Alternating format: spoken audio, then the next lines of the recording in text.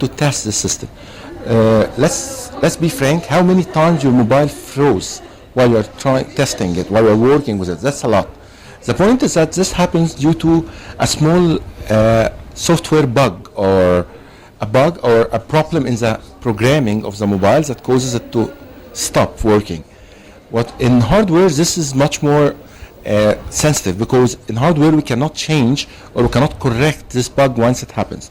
So what we're trying to do is that we're trying to reprogram, to build this hardware and verify it to ensure that it will never stop. It has to work perfectly 24/7, as we name it.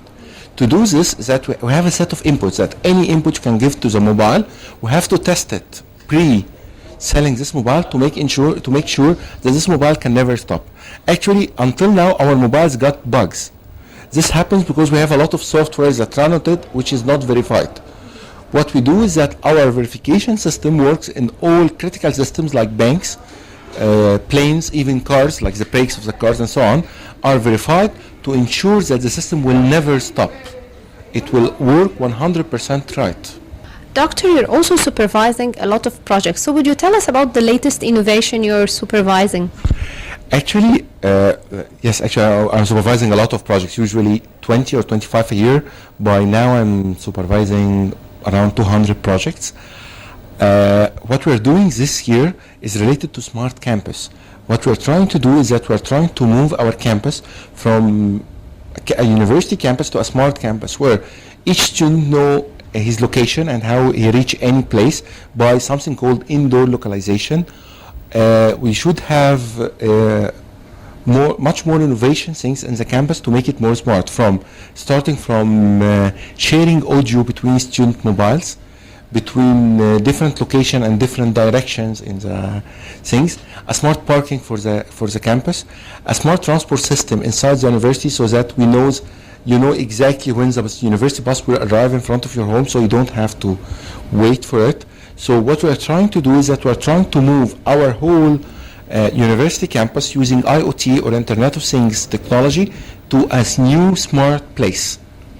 You mentioned that actually the future is for Internet of Things. In what way, and would you tell us more about it?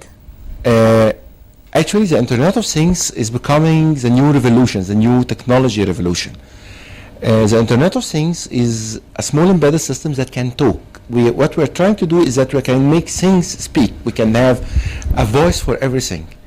These things can talk together to make life easier. For instance, if your bus is going to be late for 5 minutes, smartly enough, it will send directly to your alarm, so your alarm will delay your wake-up time by 5 minutes, so you don't need to get up.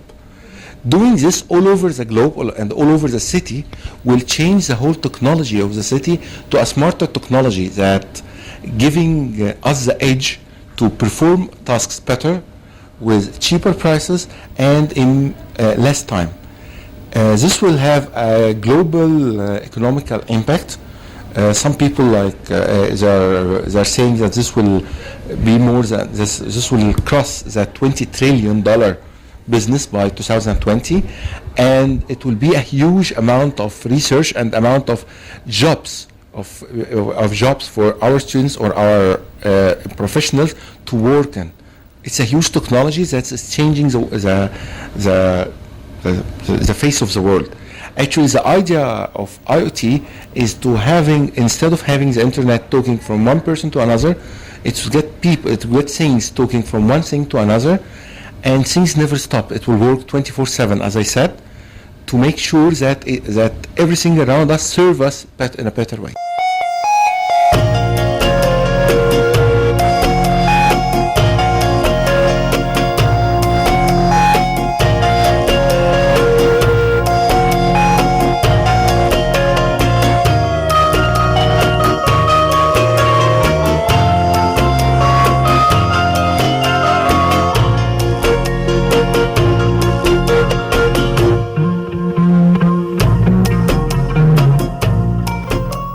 Dr. Amr Talat, Assistant Professor of Electronics. Unfortunately, the time of this segment is up, but we will be continuing our interview in the next segment of the next episode. So till then, thank you very much. Thanks a lot.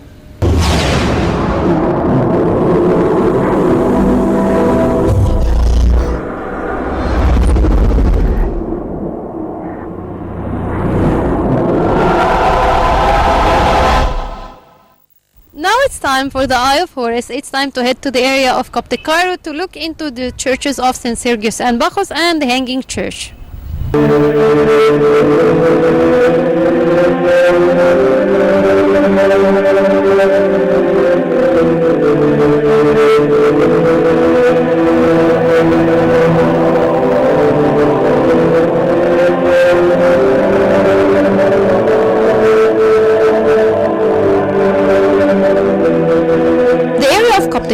Is located in what the Egyptians know as Old Cairo. This is one of the oldest and first established areas in the city of Cairo. Actually, it's older than the city of Cairo itself. It's the site of the first Egyptian capital, which is the Fustat. It houses a variety of mosques as well as ancient churches. The churches in it date to the 4th and 8th century AD. One of the most important churches in that area is the church of St. Sergius and Bacchus. The church is dedicated to Sergius and Bacchus, who were soldier saints martyred during the 4th century in Syria by the Roman Emperor Maximin.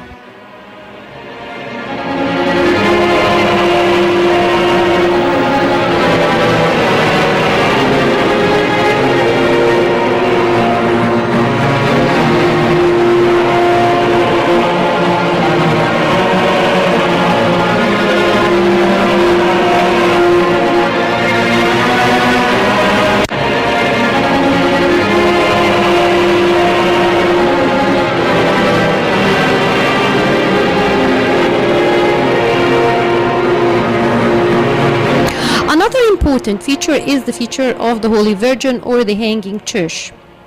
It is one of the oldest churches in Egypt, and the history of the church dates back to the 3rd century AD. The Hanging or Suspended Church is named for its location above a gatehouse of the Babylon fortress, the Roman fortress in Coptic Cairo. The nave is suspended over a passage. This church is approached by 29 steps. Early travelers to Cairo dubbed it as the Staircase Church. The entrance from the street is through iron gates under a pointed stone arch. The 19th century facade with twin bell towers is then seen beyond a narrow courtyard decorated with modern art biblical scenes. Up the steps and through the entrance is a further small courtyard leading to the 11th century outer porch. Once we're inside, we can see the beautiful ceiling, which is in the shape of the reversed Ark of Noah. Also a beautiful icon status ahead. The Hanging Church has 110 icons, the oldest of which date back to the 8th century, but most of them date to the 18th century. The main altar screen is made of ebony inlaid with ivory that is carved into segments showing several Coptic crosses and signs. It dates back to the 12th or 13th century. Over the altar screen lies a long row of 7 large icons, the central one of which is of Christ seated on the throne. On one side, the icons of the Virgin Mary, Archangel Gabriel, and Saint Peter are lined up. On the other side, Saint John the Baptist, Archangel Michael, and Saint Paul.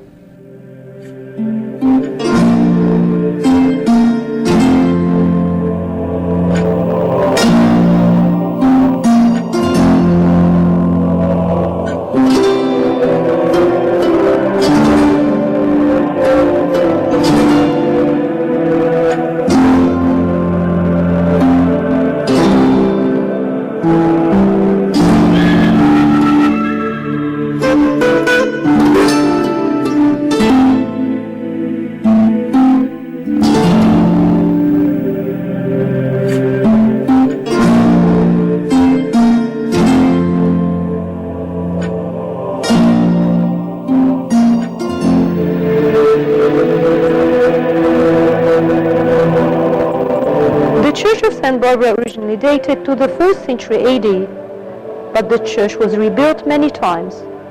The last time was in the 11th century AD. St. Barbara was a young woman of Nicomedia in Asia Minor who was killed by her father when she tried to convert him to Christianity.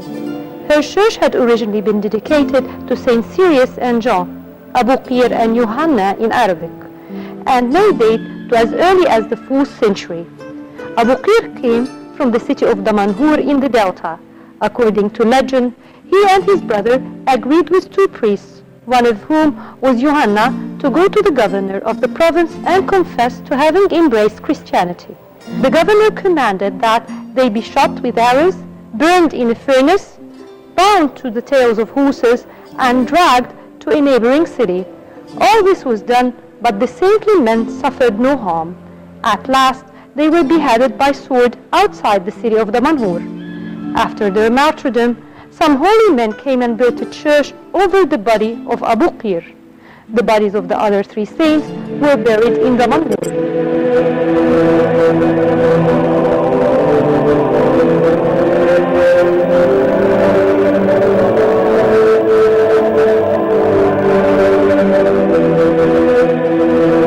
This church is one of the largest and finest in Egypt.